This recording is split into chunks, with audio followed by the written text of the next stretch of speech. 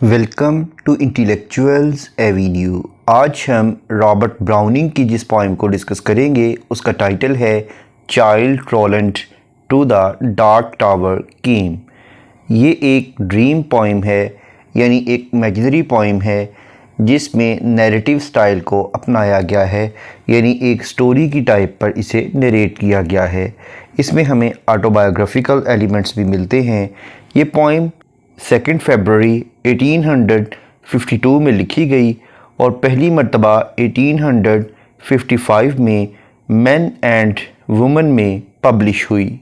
Poem का जो title है यही इसकी लास्ट लाइन भी है। इसे विलियम शेक्सपियर के एक फेमस प्ले यानी किंग लियर के एक्ट 3 के सीन 4 की लाइंस नंबर 195 से लेकर 197 तक से लिया गया है।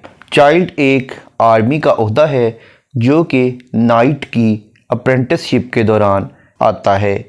ये पोइम टोटल 34 सेस्टेट्स पर कंसिस्टेड है। सेस्टेट का मतलब है 6 लाइंस पर कंसिस्टेड स्टेंजा। इस तरह से 34 सेस्टेट्स पर कंसिस्टेड होने की वजह से इस पोइम की टोटल लाइंस की स्ट्रेंथ है 204। अब हम आते हैं इसके टेक्स्ट की जानिब। माई फर्स्ट थाट वॉज, मेरी पहली सोच ये थी, ही लाइड इन एवरी वर्ड, कि वो शख्स हर बात में झूठ बोलता है।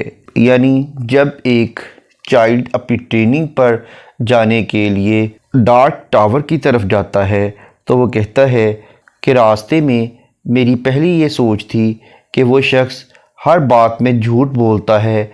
दैट होरी, वो शख्स जिसके बाल बुढ़ापे की वजह से ग्रे हो चुके हैं, क्रिपल और वो माजूर हो चुका है, उसकी टांग काम नहीं करती, वो टांग से लंगड़ा है।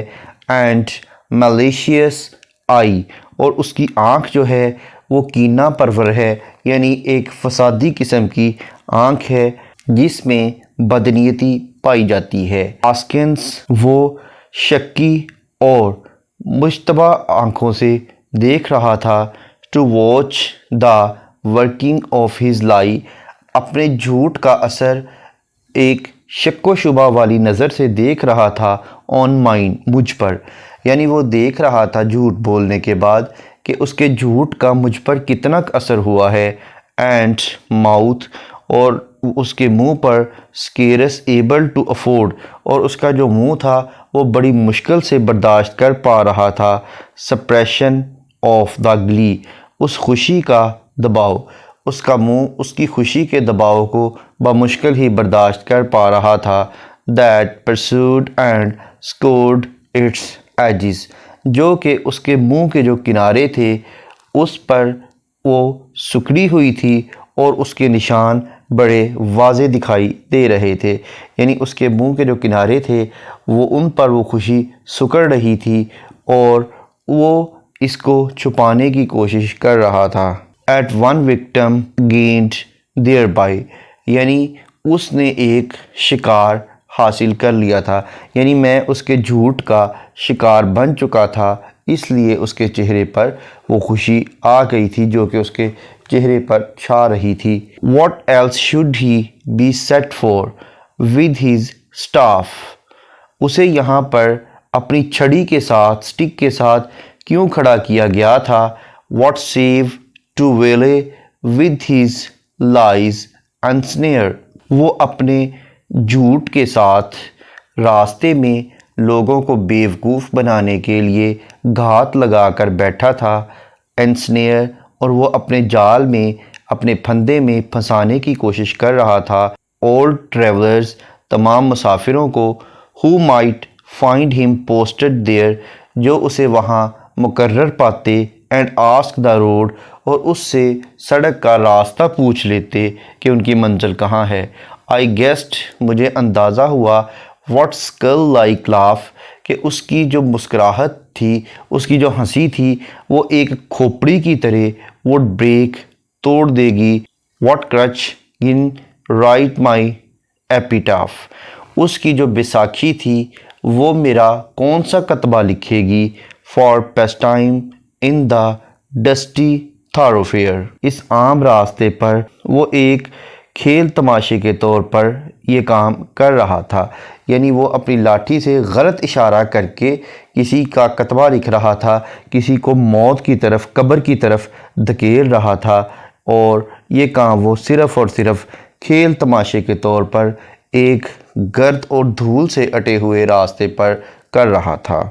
इफ़ अगर एट हीज़ काउंसिल, उसके मशवरे पर, आई शुड टर्न असाइड, मैं उस रास्ते को तर्क कर देता, छोड़ देता, इनटू दैट ओमनियस ट्रैक, उस मनहूस ट्रैक को, विच ऑल एग्री, जिस पर तमाम लोग मुत्तफिक थे, हाइट्स द डार्क टावर, के उसी तरफ वो एक तारीक टावर है, यानी जो मेरी मंजिल है, जहाँ मैं पहुँचना चाहता था, वो मनहूस रास्ता था और तमाम लोग एग्री थे कि इसी तरफ वो आता है। येट फिर भी विसिंगली, फिर भी उसकी बात से रजामंद होते हुए, एग्री करते हुए, I did turn as he pointed, मैं उसी रास्ते पर चल पड़ा जिसका उसने इशारा किया था। नीदर प्राइड, ना तो किसी तकब्बुर की वजह से, नार होप, और ना ही किसी उम्मीद की वजह से, रिकिंडलिंग, जो कि रोशन कर रही थी, एट द एंड डिस्क्राइड, जब मैं दूर तक, आखिर तक देखता तो वो इस रास्ते को मेरी उम्मीद या तकब्बर रोशन नहीं कर रहे थे। सो मच एज ग्लैडनेस, बहुत ज़्यादा खुशी थी, that some end might be, कि शायद अगर मैं इस रास्ते पर चलता रहा तो आखिरकार ये रास्ता ख़त्म हो जाए और मेरी मंजिल आ जाए। For what with my whole world wide wandering, अपनी पूरी दुनिया में एक लंबा सफ़र तय करने के बाद, इधर उधर घूमने के बाद, what with my search drawn out through years, कई सालों के बाद मेरी तहकीक ने क्या नतीजा निकाला। माई होप डिविंडल्ड, मेरी जो उम्मीद थी वो कम होना शुरू हो गई। इनटू अ घोस्ट, और एक भूत में तब्दील हो गई। Not fit to cope with that obstreperous joy success would bring, जो कि कामयाबी की लाई हुई शोर शराबे वाली खुशी का मुकाबला नहीं कर सकती थी। यानी जो मेरी उम्मीद थी वो तो एक भूत की शक्ल इख्तियार कर गई थी, और जो शोर शराबे वाली जो खुशी होती है, जो कि कामयाबी की वजह से आती है, उसका वो मुकाबला नहीं कर पा रही थी।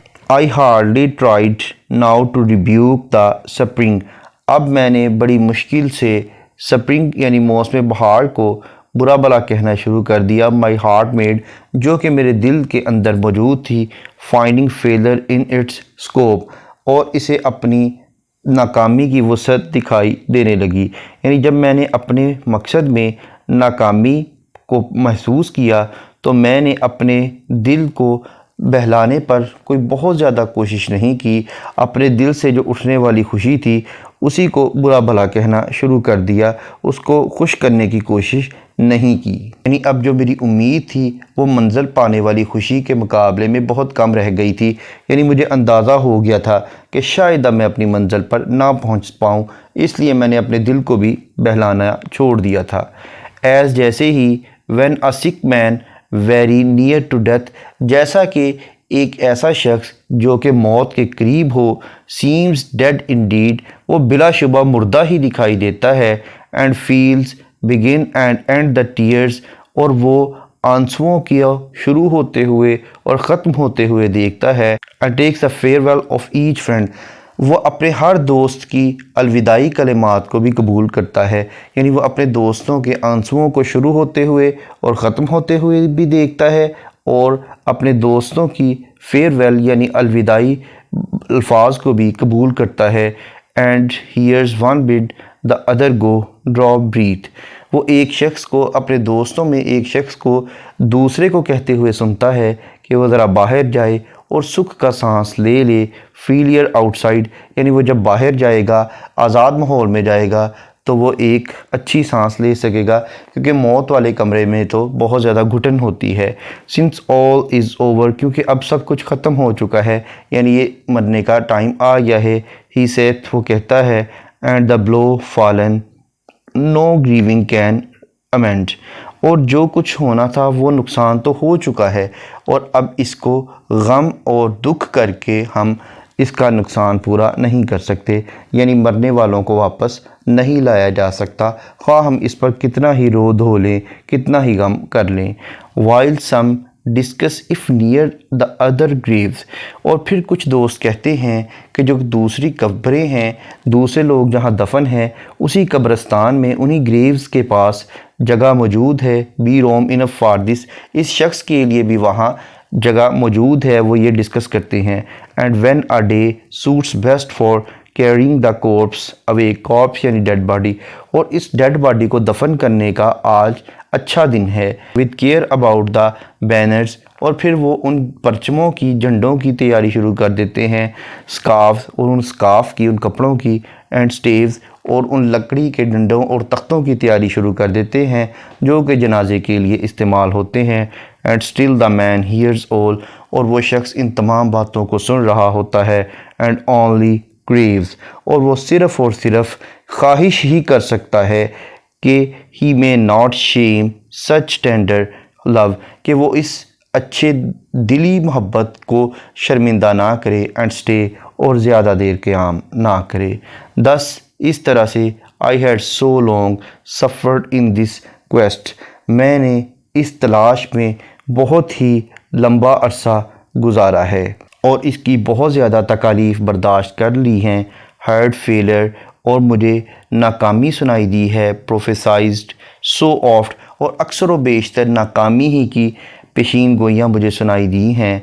बिन writ so many times among, जो कि बहुत मरतबा कहा गया। The band to wit the knights who to the dark tower's search addressed, यानी मेरे लिए यही बेहतर था कि मैं उन नाइट्स के ग्रोह में शामिल हो जाऊं जो कि उस डार्क टावर की जानिब देयर स्टेप्स, अपने कदम आगे बढ़ा रहे हैं, मैं भी उनके साथ शामिल हो जाऊं।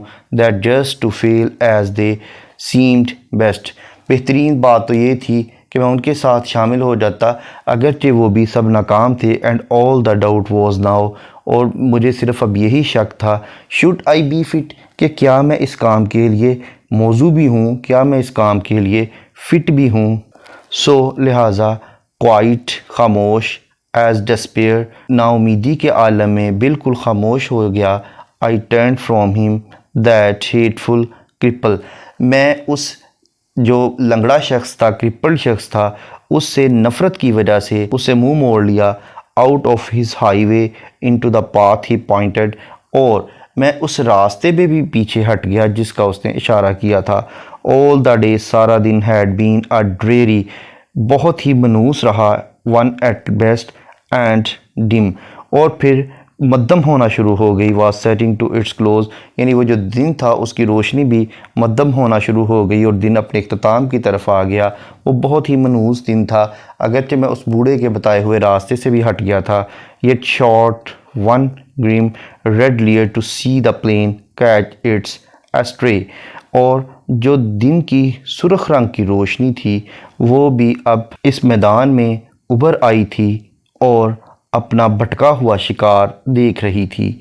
यानी दिन जो था वो भी देख रहा था कि ये उसका शिकार भटक गया है। फॉर मार्क, देखो, no sooner was I fairly found pledged to the plain, जब मैंने उस मैदान को पा लिया तो मैंने अहद किया। After a pace or two, एक तो कदम बढ़ाने के बाद मैंने अहद किया। Than pausing to throw backward a last view, कि अब मैं पीछे की जानिब एक आखिरी नज़र दौड़ा कर देखूँ। ओवर द सेफ रोड, उस महफूज सड़क पर। Toss gone grey plain all around, लेकिन हर तरफ सुरमई रंग का मिट्टी का मैदान था। Nothing but plain to the horizon's bound, पूरे के पूरे उफ़्क़ पर। होराइज़न का मतलब है ऐसी जगह जहाँ ज़मीन और आसमान मिलते हुए दिखाई दें। तो वहाँ पर सड़क तो मौजूद ही नहीं थी, गायब हो चुकी थी। मेरे पीछे सिर्फ़ और सिर्फ चटियल मैदान था। आई माइट गो ऑन, मुझे आगे चलना था। Naught else remain to do, क्योंकि इसके अलावा अब करने के लिए मेरे पास कोई और काम बाकी नहीं बचा था। सो लिहाजा ऑन आई वेंट, मैं आगे बढ़ता चला गया। आई थिंक, मेरा ख्याल है, I never saw such starved ignoble nature, मैंने कभी भी इस तरह की फाका ज़दा, भूखी और कमीनी और कम ज़र्फ़ किस्म की फ़ितरत नहीं देखी थी। नथिंग थ्रो फॉर फ्लावर्स, और जो फूल थे वो भी अब मज़ीद फल फूल नहीं रहे थे, मज़ीद परवरिश नहीं पा रहे थे। एज़ वेल एक्सपेक्ट आ सेडर ग्रोव, क्योंकि हर तरफ सीडर का जो दरख्त है इसी के जंगलात और झुंड दिखाई दे रहे थे। बट कुकल स्पंज, और सिर्फ यही जड़ी बूटियाँ और कांटेदार पौधे थे अकॉर्डिंग टू दियर लॉ, जो कि अपने कानून फितरत के मुताबिक माइट प्रोपेगेट दियर काइंड, अपनी नस्लों को बढ़ा रहे थे विद नन टू ईव, और बग़ैर किसी किस्म के खौफ और ख़दशे के। यू वुड थिंक, आप सोचेंगे, अ बुर हैड बीन आ ट्रेयर ट्रव, कि अगर उस वक़्त मुझे कोई कांटा या कोई छोटा सा नोकदार पत्थर भी मिल जाता तो वो भी मेरे लिए एक बहुत बड़ी दौलत के ख़जाने से कम नहीं था। यानी उस वक़्त डूबते को तिनके का सहारा वाली बात थी। नो नहीं, पेनरी इनर्टनेस एंड ग्रीमेंस, अब जो गुर्बत थी और जो सुस्ती थी और परेशानी और दुख की वजह से मुंह को बसोड़ने का जो अमल था, इन सम स्ट्रेंज सॉर्ट, वो बड़ा अजनबी किस्म का था। वर द लैंड्स पोर्शन, ये अब उस ज़मीन का हिस्सा बन चुका था। सी देखो, और शट योर आइज़, या अपनी आंखें बंद कर लो। सेड नेचर पीविशली, उस फितरत ने चिड़चिड़े अंदाज में बहुत ही, इट नथिंग स्किल्स, अब इसका कोई फ़ायदा नहीं था। I can not help my case, मैं अपने ही मामले में अपनी मदद नहीं कर सकता था। TISS the last judgements fire must cure this place, इस आखिरी आग ने जो कि क़यामत की मानिंद थी, उसी ने इस जगह का इलाज करना था। कलसाइन इट्स क्लॉड्स, इसके जो मिट्टी के ढेले थे उनको इसने जलाकर राख कर देना था। And set my prisoners free, और मेरे कैदियों को आज़ाद कर देना था। If there pushed any ragged thistle stalk, अगर वहाँ पर कोई नाहमवार और फटी फराने किस्म की कांटेदार पौधे उगे हुए थे। Above the meets the head was chopped, और वो जो पौधे थे जो कांटेदार थे, अगर वो अपना सर ऊपर को उठाते तो जो उनके साथी थे वो उनको ख़त्म कर देते। यानी वहाँ पर जो भी थोड़ा सा आगे बढ़ने की कोशिश करता उसे मार दिया जाता। The bents were jealous else, क्योंकि जो बाकी झुके हुए लोग थे जो अपनी मंज़र को नहीं पा रहे थे वो उसको जेलस हो जाते, उससे हसद महसूस करते। पौधों में भी ये चीज़ थी, जो भी पौधा उभरने की कोशिश करता बाकी पौधे उसको ख़त्म कर देते। What made those holes and rents, उन सुराखों को और जो शगाफ थे इन द डॉग्स, डॉग के पौधे के, हार्श, बहुत ही सख्त किस्म के, स्वार्थ लीव्स, और काले स्याह रंग के जो उसके पत्ते थे उन पर जो सुराख थे और शगाफ थे, ब्रूज्ड, उन्हें ज़ख्मी कर दिया गया। As to baulk all hope of greenness, और जो ग्रीनरी की, जो सरसब्ज़ो शादाब होने की तमाम उम्मीदें थी उनको मिटा दिया गया। यानी अब उसके दोबारा ताज़ा होने की कोई उम्मीद बाकी नहीं रही थी। TISS a brute must walk passing their life out, ये एक बेरहम अमल ही होना चाहिए जो कि अपनी ज़िंदगी को कुचल रहा हो विद आ ब्रूट्स इंटेंट्स, ज़ालिम इरादों के साथ। यानी जो कोई भी अपने ज़ालिम इरादों के साथ अपनी ज़िंदगी को कुचल रहा हो उसे इतना ही बेरहम और क्रूअल होना चाहिए। यानी अपनी ज़िंदगी को ख़ुद ही बेरहम इरादों के साथ कुचलने के लिए ख़ुद का बेरहम होना भी ज़रूरी है। एज़ फार द ग्रास, जहाँ तक घास का तल्लक है, इट ग्रू एज सेंट, ये बहुत ही थोड़ी बढ़ रही थी। एज हेयर इन लिप्रोसी, जैसा कि एक कोढ़ ज़दा शख्स की जिल्द पर बाल बहुत कम होते हैं, इस तरह से घास भी बहुत थोड़ी थी। थिन ड्राई ब्लेड्स, इसके जो पतले और खुश्क ब्लेड की तरह के, यानी तीखे और चुभने वाले जो इसके पत्ते थे, यानी इसके जो पत्ते थे वो बहुत ही ज़्यादा ब्लेड की तरह चुभने वाले थे। और वो क्या करते थे, द मड विच अंडरनीथ, वो उस नीचे जो गारा और मिट्टी थी उसके साथ लगे हुए थे। Looked nailed up with blood, और ये मिट्टी ऐसी थी जैसा कि इसको खून के साथ गूंदा गया हो। वन स्टिफ ब्लाइंड हॉर्स, एक अकड़ा हुआ अंधा घोड़ा, हिज एवरी बोन अस्टेयर, जिसकी एक एक हड्डी दिखाई दे रही थी, यानी उसकी हड्डियां बाहर को निकली हुई थी। स्टूड स्टूपिफाइड, वो बेवकूफ़ों की तरह वहाँ पर खड़ा था। वो वहाँ पर हैरान और परेशान खड़ा था। हाउएवर ही केम देयर, वो वहाँ किसी भी तरीके से आया हो। ट्रस्ट आउट पास्ट सर्विस, उसके माजी की जो खिदमात थीं वो थी उन पर इत्माद करते हुए। फ्रॉम द डेवल स्टड, वो एक शैतान के नस्ल से आया था, यानी उसके माजी के कामों और कारनामों को देखकर लगता था कि वो किसी शैतान की नस्ल से ही आया है। अलाइव, वो ज़िंदा था। He might be dead for aught I know, मेरा ख्याल है कि शायद वो मरा हुआ था। व्हाट दैट रेड गॉन्ट, उसका जो सुर्ख रंग का गले की गोश्त था। एंड कोलोप्ड नेक, और जो उसकी ढलकी हुई गर्दन थी। अ स्ट्रेन, उसको खिंचाव आया हुआ था। And shut eyes underneath the rusty mean, जो उसकी आंखें थी वो बंद थीं और उसकी गर्दन का गोश्त भी सुर्ख रंग का लटका हुआ था। Seldom went such grotesqueness with such, और वो इस दुख और गम की वजह से बहुत ही बेढंगा सा दिखाई दे रहा था। और ऐसी मस्कशुदा ज़िंदगी और दर्द का ऐसा इम्तजाज, ऐसा संगम बहुत ही कम देखने को मिलता है। आई नेवर सा अ ब्रूट आई हेटेड सो, मैंने इतना जुल्म कभी भी नहीं देखा जिससे मुझे बहुत ज़्यादा नफ़रत हुई हो। He must be wicked to deserve such pain, वो अपने बुरे कामों की वजह से इसी किस्म की तकलीफ़ का मुस्तहिक था। आई शट माई आइज़, मैंने अपनी आंखें बंद कर लीं। And turn them on my heart, और उन्हें अपने दिल की तरफ फेर लिया। S a man calls for wine, जैसा कि एक शख्स शराब मांगता है। बिफोर ही फाइट्स, लड़ने से पहले। I asked one draught of earlier happier sights, मैंने पुराने खुशगवार मनाजर की एक झलक मांगी। Or fitly I could hope to play my part, यानी अपना किरदार अच्छे तरीके से अदा करने की उम्मीद से पहले मैंने माजी के अच्छे वाक़यात की एक झलक मांगी, यानी अब मैं माजी में जाना चाहता था। थिंक फर्स्ट, सबसे पहले सोचो। फाइट आफ्टरवर्ड्स, फिर उसके बाद लड़ो। द सोल्जर्स आर्ट, यही एक सिपाही का फ़न होता है कि लड़ने से पहले खूब सोच लो। One taste of the old times, माजी के जो वक्त थे उनका जो जायका था। सेट्स ऑल टू राइट, हर चीज़ दुरुस्त कर सकता था, यानी अब तो कोई भी अच्छी बात नहीं थी। माजी के जो अच्छे वाक़यात थे उन्हें सोच कर मैं कुछ ताज़ा दम हो सकता था। नॉट इट, ऐसा नहीं है। आई फैंसीड कटबर्ड्स रेडिंग फेस, मैंने कटबर्ड के सुर्ख होते हुए चेहरे को तसव्वुर किया।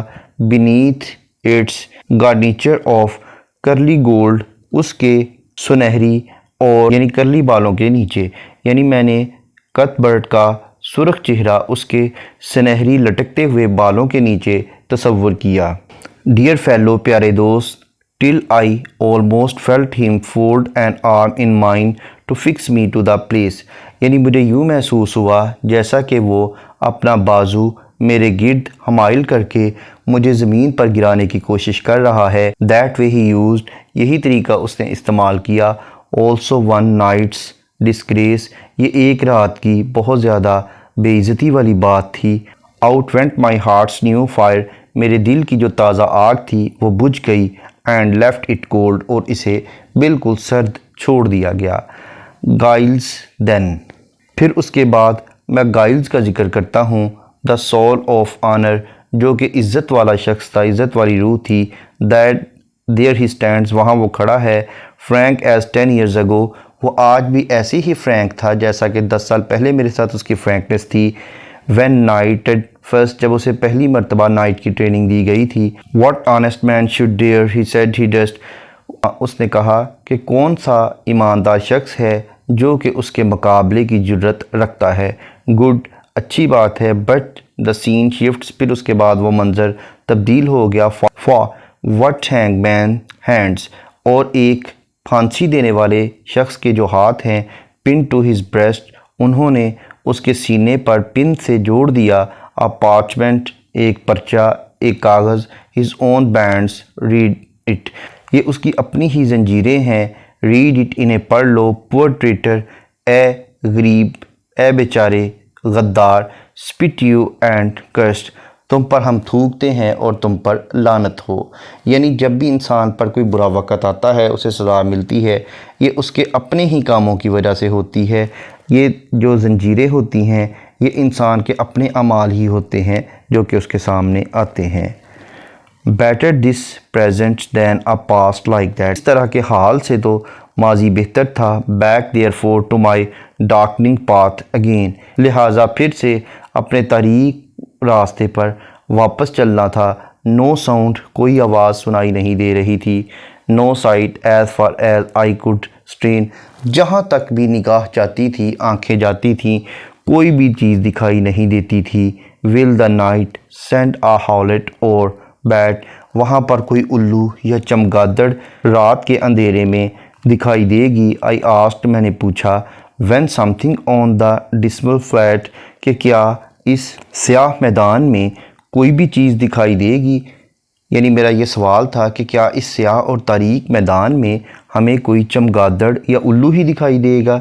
केम टू अरेस्ट माई थाट्स, मेरी सोचों को कैद करने के लिए, गिरफ़्तार करने के लिए।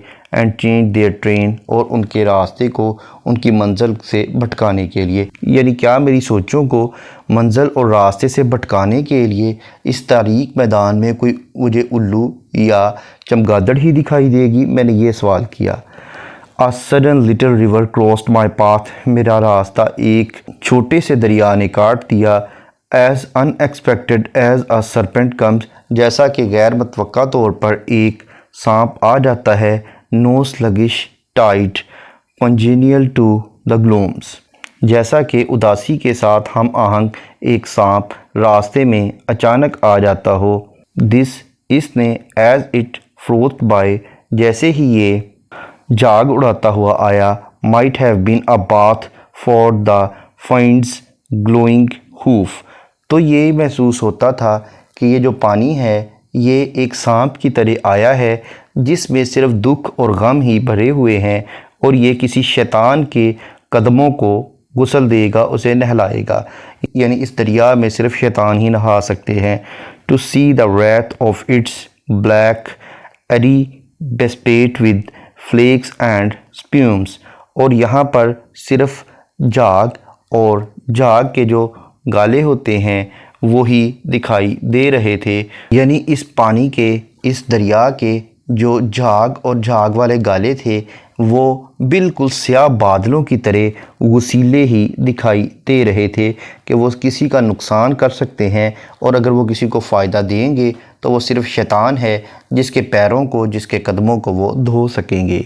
सो पैटी येट सो स्पाइटफुल, ये बहुत ही घटिया और छोटी चीज़ थी और बहुत ही कीना परवरी वाली बात थी। All along low scrubby alders kneeled down over it, कमज़ोर झाड़ियों वाले जो एल्डर्स के पौधे थे वो इस पर झुके हुए थे। यानी हर तरफ सिर्फ़ और सिर्फ घटियापन और कमीनगी दिखाई दे रही थी, और छोटे छोटे पौधे थे। Drenched willows flung them headlong in a fit of rude despair, और जो गीले विलो थे उन्होंने मायूसी के आलम में उन्होंने अपने आप को दरिया में फेंक दिया था। यानी अब वो उस दरिया में, उस पानी में जो पौधे हैं उनका जिक्र कर रहा है कि वहाँ पर विलो था और एल्डर के पौधे थे जो कि मायूसी की अलामत दिखाई दे रहे थे। आ सुसाइडल थ्रोंग, वो एक ख़ुदकुशी करने वाले हजूम की मानद दिखाई दे रहे थे। यानी साफ पता चल रहा था कि इस गंदे पानी में वो भी ख़त्म हो जाएंगे। The river which had done them all the wrong, वो दरिया जिसने उनके साथ सिर्फ गलत ही किया था, उन्हें गलती के रास्ते पर लाया था। वट एवर दैट वॉज, चाहे कुछ भी हो रहा है। रोल्ड बाय डिटर्ड नो विट, उसकी चाहे कुछ भी गलती थी वो बग़ैर किसी रोक टोक के, बग़ैर किसी रुकावट के बहता ही चला जा रहा था। यानी उस दरिया के रास्ते में गलत होने के बावजूद भी किसी किस्म की रुकावट नहीं थी। यहाँ पर इस पोइम के 20 स्टेंजास कंप्लीट हुए। रिमेनिंग स्टेंजास और इस पोइम में यूज़ होने वाली लिटरेरी टर्म्स और फिगर ऑफ स्पीच को हम नेक्स्ट लेक्चर में कंप्लीट करेंगे। उस लेक्चर और रॉबर्ट ब्राउनिंग की दीगर पोइम्स का लिंक डिस्क्रिप्शन बॉक्स में मौजूद है। Thank you for attending this lecture.